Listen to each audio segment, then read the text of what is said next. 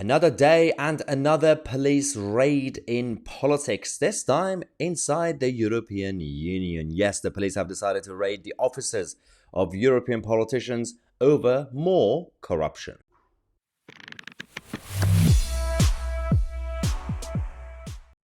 Yep.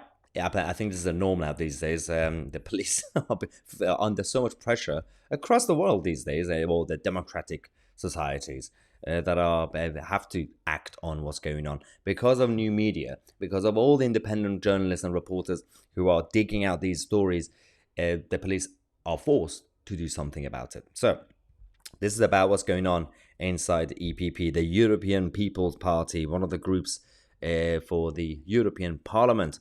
Now, this isn't the first time. There's been a police raid recently in Brussels and the heart of the European Union. But the problem with this one is that this is a whole different scandal compared to the previous ones. This is just what I would call, unfortunately, everyday corruption, everyday dodgy behavior in politics, which is, again, extremely normal in European politics, especially the European Union. The gravy train, that is, the Brussels machine, the Death Star. So, what's going on? The police have decided to raid the offices of these European politicians, the European People's Party, and it's not even a party, it's a group. I don't understand what's wrong with these people.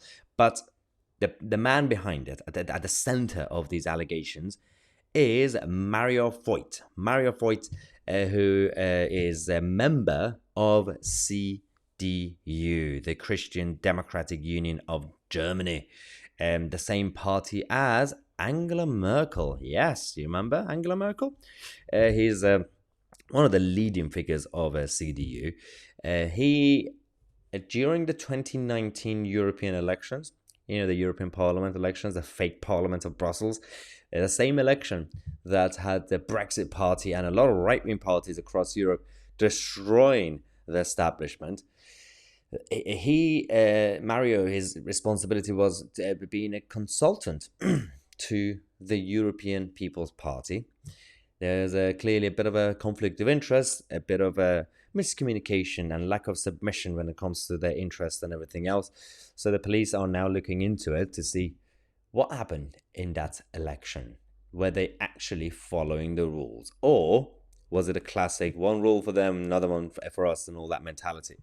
So the EPP are now freaking out as an organization. They're having meetings after meetings after meetings because of the way they conducted the 2019 European elections.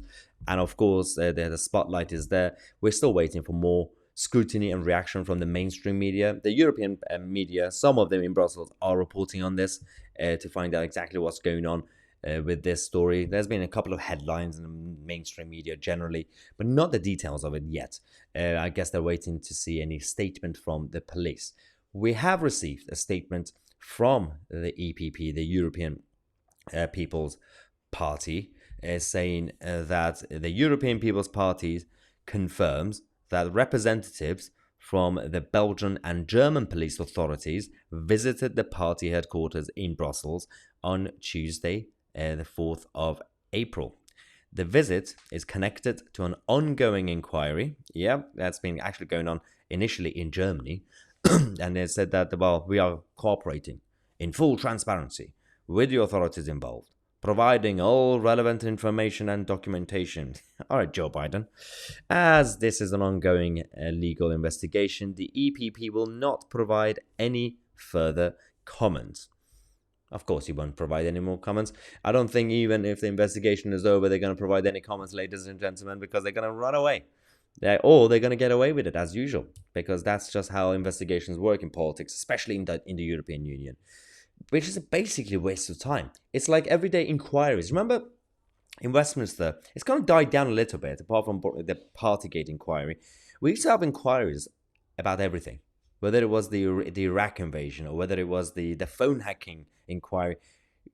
On taxpayers' money, we waste so much money on these inquiries, and we get a judge or something, and someone to chair it, and then they publish a report with hundreds and hundreds of pages of report, talk to so many witnesses to provide evidence and everything, and then nothing happens. Everyone just go back to normal. It's just basically a waste of time. None of these investigations get anywhere, but we'll see if this one achieves anything really, because it could actually open a whole can of worms when it comes to corruption in the European Union. They're in massive trouble, and they're currently having a bit of a meltdown. It's not the first time. You remember we also reported quite recently another investigation into the European Union's connections to Qatar.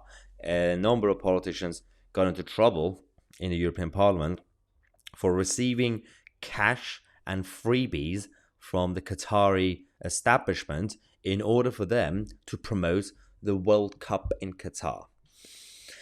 They are already on a gravy train in Brussels, so another train came with more gravy on it, and they said, would you like to jump on this train? And they said, well, we can't really stay on this train too long, so we're going to quickly jump in through the window, have some more gravy, and we're going to go back onto our original gravy, because we don't have enough gravy on this train.